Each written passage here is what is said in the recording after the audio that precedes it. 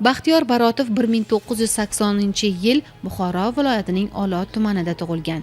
O'zbekiston Milliy universitetini tamomlagach, o'z sohasi kimyogar texnolog bo'lib ish faoliyatini boshlagan. Ko'rsatuvimiz qahramoni ishlab yurgan kezlari favqulodda holatlarning oldini olish, aholining xavfsizligini ta'minlash, tezkorlik talab etiladigan vaziyatlarda to'g'ri qaror qabul qilish kabi bir qator yo'nalishlarda samarali mehnat qilib kelgan. Xususan, u rahbarlik qilgan jamoalarda tartib-intizomni mustahkamlash, yosh xodimlarga tajriba o'rgatish va ularni kasbga yo'naltirishda ham katta hissa qo'shgan.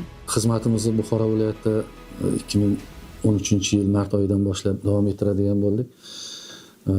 Buxoro viloyatida tog' va tog' oldi massivlari yo'q, kuchli sel toshqin hodisalari yo'q, lekin bu yoqda Buxoro viloyatida infeksion kasalliklar bilan bog'liq holatlar, sanitariya epidemiologik barqarorlikni ta'minlashga katta urg'u berildi. Asosiy e'tibor bu yoqda Buxoro viloyatida xizmatimiz davomida aholi o'rtasida keng ko'lamli targ'ibot tashviqot ishlarini amalga oshirish. Sanitariya epidemiologik sohasida ham yoki bo'lmasa kuz-qish mavsumida odamlar o'rtasida is gazidan zaharlanish bilan bog'liq, yong'inlar kelib chiqish bilan bog'liq holatlarni bartaraf etish, oldini olish masalalariga katta urg'u berilardi. Buxoro viloyatida 3 yil xizmatimizdan keyin Navoiy viloyatida 3 yil yana xizmat qilib keldik. U yoqdan keyin yana Buxoro viloyatiga xizmatimizni davom ettirdik. Favqulodda vaziyatlar davlat tizimi ham, favqulodda vaziyatlar vazirligi tizimidagi qutqaruv tuzilmalari ham signal olingandan boshlab harakatga keladi. Birinchi 3 daqiqani o'zida doimiy tayyorgarlikdagi xizmatlar yo'lga, safarga, o'sha safarbar etilishga tayyor turadi. Endi favqulodda vaziyat hozir o'zingiz ta'rif berganingizdek shu to'satdan sodir bo'ladi va insonlarda birdan shok holatga keltirib qo'yishi mumkin. Endi favqulodda vaziyat bunda eng katta talofat keltirishi mumkin bo'lgan holat bu zilzilalar. Zilzilalar bu oldindan biron bashorat qilib bo'lmaydigan tabiiy ofat hisoblanadi. Yoki bo'lmasa biron bir kuchli chaqnashlar bo'lishi mumkin, kuchli ovoz bilan sodir bo'ladigan yoki bo'lmasa bir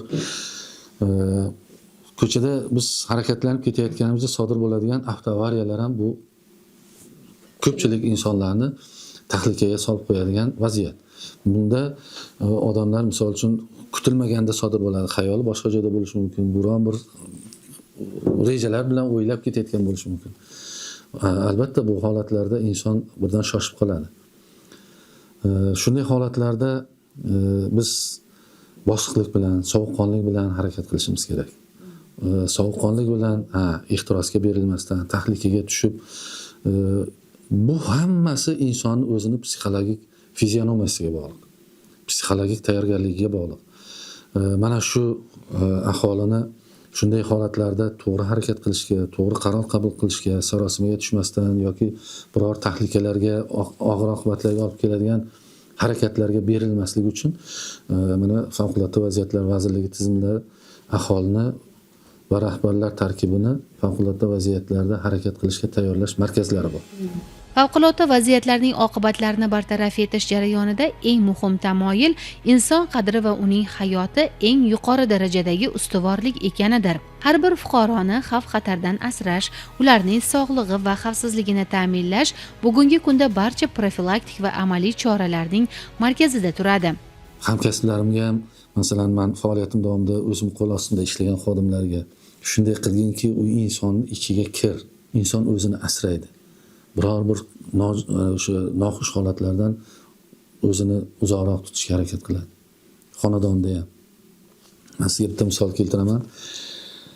70 yoshga borgan odam, bobo, uyida nevaralari, o'g'il, qizlar, farzandlar bilan mana shunday qo'lbola yasalgan pechkada gazga ulangan holda foydalanyapti.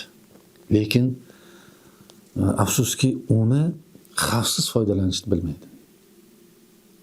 Bu holat Navoiy viloyatidagi xizmatni Qiziltepa tumanida bo'layotgan holat.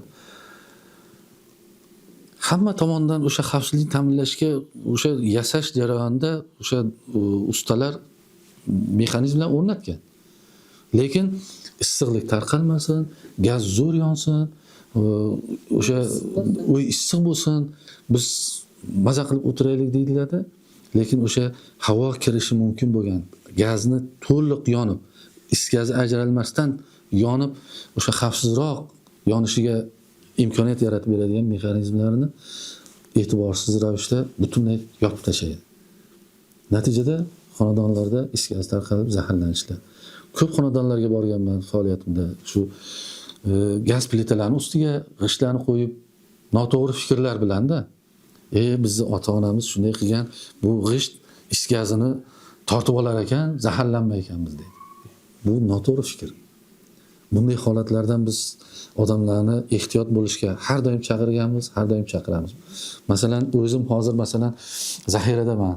Endi baribir oilaviy yoki biron bir tadbirlarda, qarindoshlarnikida yo bir ko'cha-kuyda, qo'ni-qo'shninikida bo'lsa ham shunday bir noxush holatga olib kelish mumkin bo'lgan vaziyatga ko'zim tushsa, o'sha favqulodda vaziyatlar tizimida xizmat qilganim esimga tushib ketadi-da. U esdan chiqmaydi, esimga tushadi emas, esimdan chiqmaydi, lekin shunda o'sha odamlarga tushuntirishga harakat qilaman. To'g'ri yo'l mana bunday bo'ladi. Bu foydalanishingiz bu juda xavfli. O'sha hozirgi kunda ham targ'ibot, tashviqot, o'sha xavfsizlik davom etamiz. Va iloji yo'q busiz. Inson hayoti eng qimmatbaho boylik.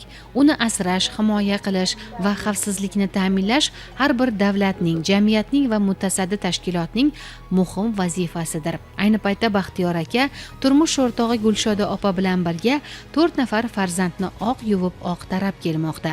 Favqulodda vaziyatlar vazirligi tizimida xizmat qilib, men ko'p yutuqlarga erishdim. Ko'plab insonlar bilan muloqotda bo'ldik, ko'plab aholi punktlarida aholi bilan muloqotda bo'ldik, do'stlar orttirdik. Hamkasblarimiz bilan ahil-inoq biron bir maslahat qilib, bir-birimiz bilan qo'llab-quvvatlaymiz haligacha. Biror bir savollar bo'ladigan bo'lsa, hozirgi kunda xizmat qilib yurgan shu tizim xodimlari murojaat qilishadi. Har doim men ularga bajonidil qo'limdan kelgan maslahatlarni, yordamlarni beraman. Boshqa viloyatlarda xizmat qilib yurgan bo'lsam ham, boshqa viloyatni o'sha tizim xodimlari telefon qiladi, Baxtiyor aka, mana shunday masalalar bo'lyapti. Siz faoliyatingizda shunaqa narsalarni so'radim, siz biladi deyishdi, shunga telefon qilyapman. Nima qilsak bo'ladi degan savollar bilan murojaat qilishadi. Albatta ularga eng to'g'ri va eng o'sha adolatli yo'lda va hal qilinadigan qarorni tushuntiraman. Meni xursand qiladigan tomoni, mana oilam bilan ko'plab viloyatlarda men bilan birgalikda xizmat qilib, bular ham men davlat muassasasida xizmat qilgan bo'lsam, bular oilada xizmat qilib, bizni qo'llab-quvvatlab kelgan. Oilamiz bizni tayanchimiz.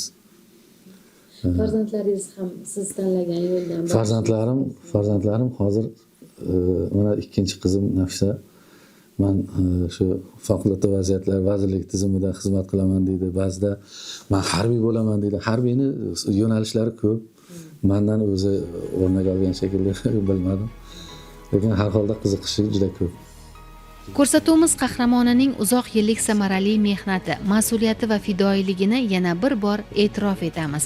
Kelgusi hayotida mustahkam sog'lik, xonadoniga tinchlik va yangi zafarlar tilab qolamiz.